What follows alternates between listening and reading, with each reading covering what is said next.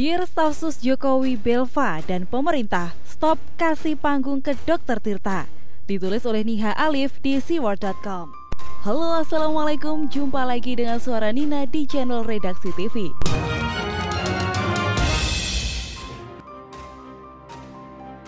Wabah corona telah terbukti memukul perekonomian hampir seluruh negara. Tapi ternyata ada yang lebih mengerikan dari itu semua.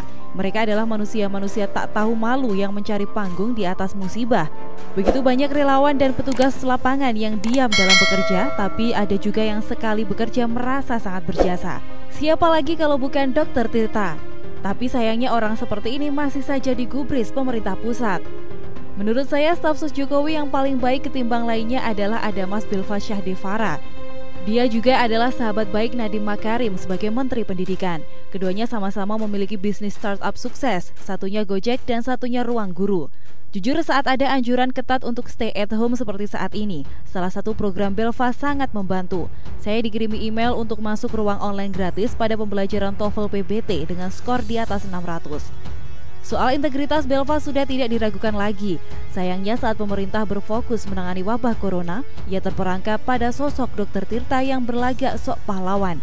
Padahal BNPB sendiri tak hanya menggait dirinya seorang sebagai influencer untuk sosialisasi COVID-19, tapi juga 19 orang influencer lainnya. Tapi kenapa suara Dr. Tirta yang paling nyaring? Karena inilah kesempatan emas baginya untuk bisa menari di atas profesi dokter yang telah lama ia tinggalkan.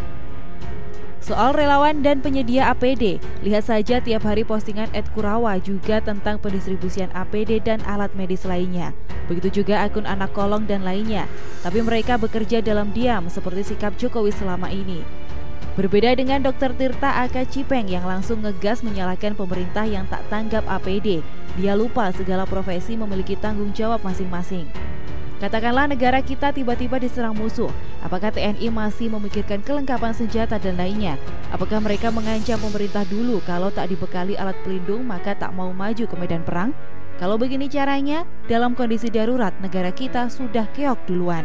Makanya orang zaman dahulu berani melawan Belanda meski berbekal bambu runcing. Kenapa? Karena ini kondisi darurat.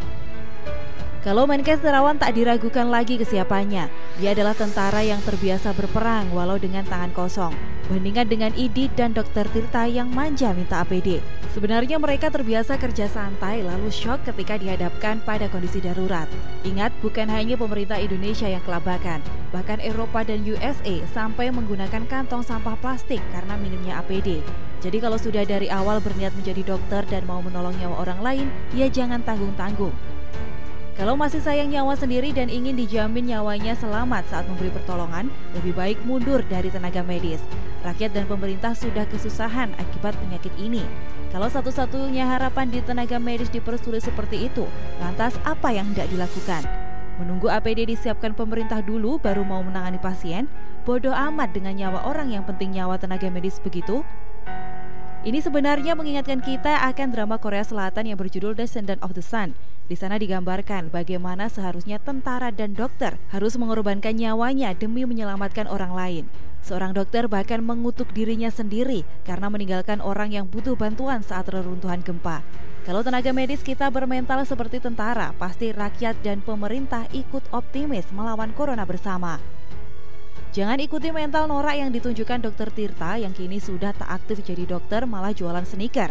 Saat dokter-dokter di seluruh dunia berlomba-lomba menemukan vaksin, janganlah dokter Indonesia berkutat masalah APD.